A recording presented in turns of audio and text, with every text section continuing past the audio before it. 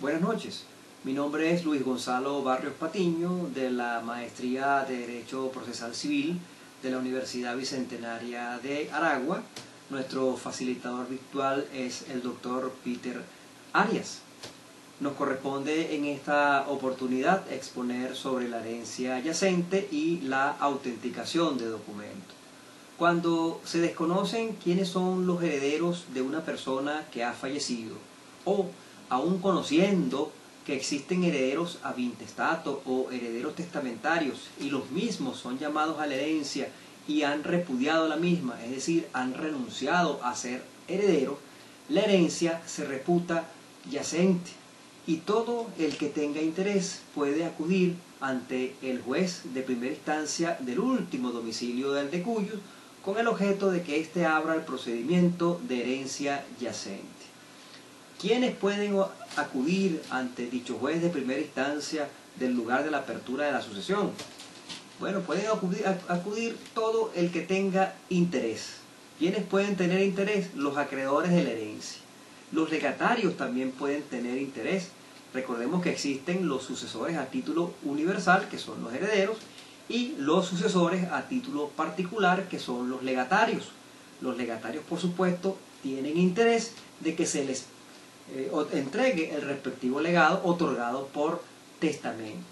También los funcionarios del CENIAT y la Procuraduría General de la República tienen interés y por mandato legal, por así establecerlo, la ley de la Procuraduría General de la República y la ley de sucesiones, donaciones y demás ramos conexos, pueden solicitarle al juez de primera instancia competente para que proceda a abrir el respectivo procedimiento de herencia yacente, ya que recordemos que ese patrimonio que ha quedado sin titular, existe una expectativa de derecho de que el mismo pase a formar parte del patrimonio de la nación, porque si no hay herederos, ¿quiénes son, por supuesto, los que van a adquirir esos bienes? Esos bienes van a ser adquiridos por la nación y todo lo relativo al patrimonio público es de orden público.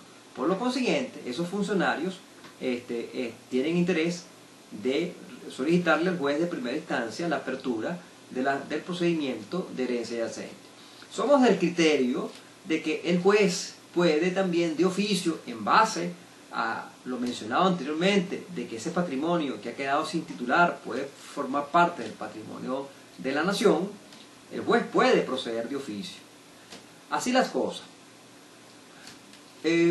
Una vez pues que los anteriores herederos hayan renunciado a la herencia o se desconozca quiénes son, el juez de primera instancia deberá nombrar un curador, el denominado curador de la herencia. La herencia yacente es un ente sin personalidad jurídica, pero puede estar representada en juicio a través del curador de la herencia.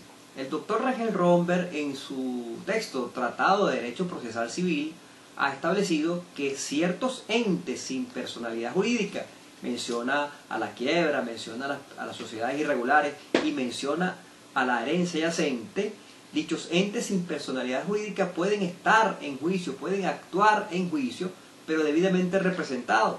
En el caso de Marras, la herencia yacente estará representada en juicio por el respectivo curador de la herencia.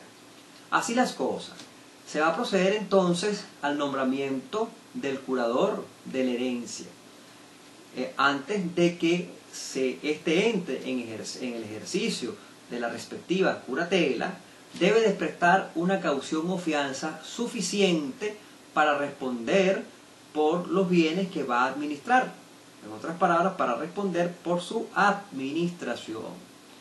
Una vez pues que se otorgue la respectiva caución, se va a proceder a la juramentación del curador de la herencia. El curador de la herencia, por lo consiguiente, jurará cumplir bien y fielmente los deberes inherentes al cargo que se le ha otorgado. Debe comportarse él como un buen padre de familia. Debe hacer todo lo que sea indispensable para representar y administrar esos bienes que han quedado sin titular. Entonces, él, una vez juramentado y una vez que entre en funciones, se encargará de hacer el inventario solemne de los bienes de la herencia. Recordemos que la herencia es un conjunto de bienes, derechos, acciones y obligaciones que tenía el causante. Pues bien, deberán ser incluidos todos esos bienes que pueden ser bienes muebles, bienes inmuebles, bienes corporales, bienes incorporales. Deberá detallarlos, deberá describirlos. Si se trata de bienes inmuebles, con su respectiva área de construcción, área del terreno, sus características, los documentos donde se acredite la propiedad de dichos inmuebles por parte del de cuyos, así como los bienes muebles deben de ser identificados. Además de esos deben de ser evaluados, los bienes deben de ser evaluados. Todo un inventario solemne con las formalidades establecidas en la ley, tanto en nuestro Código de Procedimiento Civil como en el Código Civil, para realizar un inventario solemne de los bienes de la herencia. Ese curador pues debe ser diligente en hacer el respectivo inventario, porque una herencia puede estar llena tanto de activos como de pasivos, y el curador es el que se va a encargar de pagar esos pasivos de esa herencia. Puede solicitar autorización al tribunal para vender bienes muebles o vender bienes inmuebles, para pagar esas acreencias, para pagar a los acreedores que tenía el causante en vida. Debe entonces pedir la respectiva autorización del tribunal.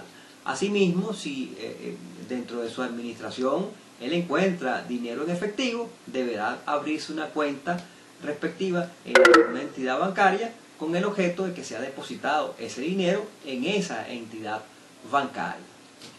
Muy bien, una vez pues que se cumpla con el inventario solemne de los bienes, el tribunal emplazará a todo el que tenga interés a través de un edicto, y en las respectivas carteleras del tribunal se colocará que se ha abierto el procedimiento de herencia yacente.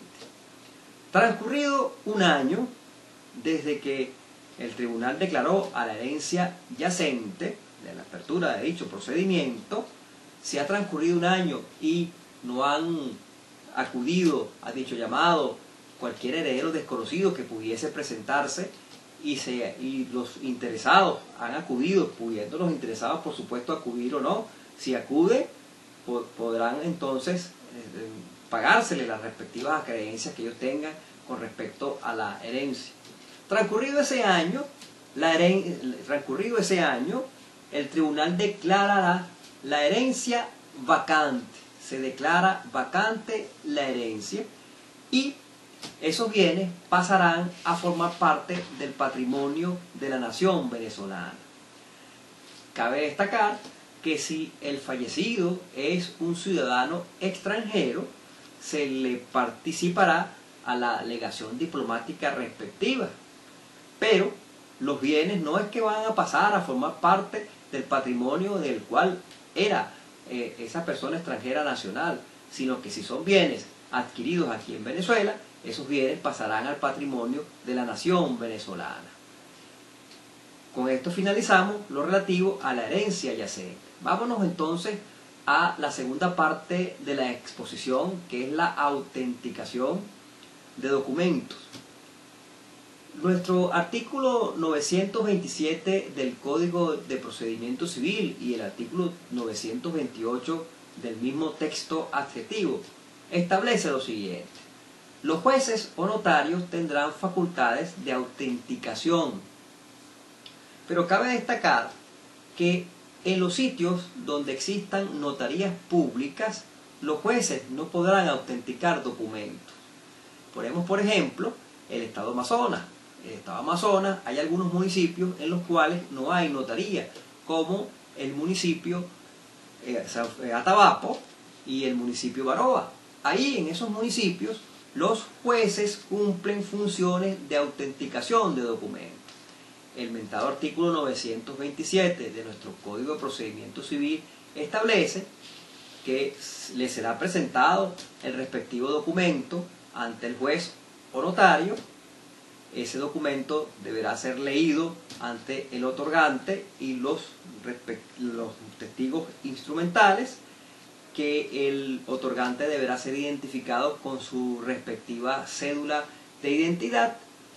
Si no está suscrito el documento porque la persona no puede o no sabe firmar, lo debe firmar un firmante a ruego. Debe estar el documento firmado por un firmante a ruego.